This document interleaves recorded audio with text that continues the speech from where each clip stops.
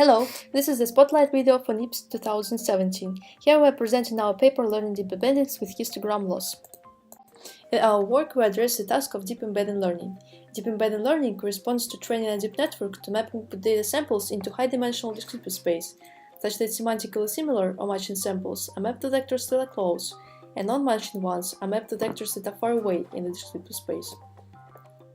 Lots of systems for recognition and retrieval consider supervised learning of deep embeddings, where the training process has access to lots of labeled matching and non-matching pairs. The success of the embedding learning process very much depends on the loss functions. Some systems use pairwise loss functions, which score positive and negative pairs separately. Some use losses that consider triples of examples. Unfortunately, despite clear intuition behind different losses, using them in practice is often tricky. Optimal performance of the resulting embedding often requires tuning of the learning parameters, including parameters associated with the losses, such as margins. Some losses also require mining difficult pairs in order to obtain good embeddings. Our new loss is defined at the batch level. Consider a batch of training samples, for instance images where color coding indicates matching ones. This batch is mapped to the discrete space using a deep network.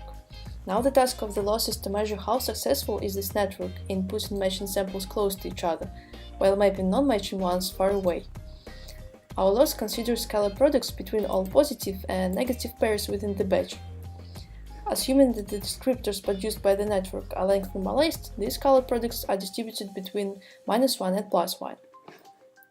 Our loss then aggregates to histograms, one corresponding to the distances between all positive pairs, and the other corresponding to the negative pairs.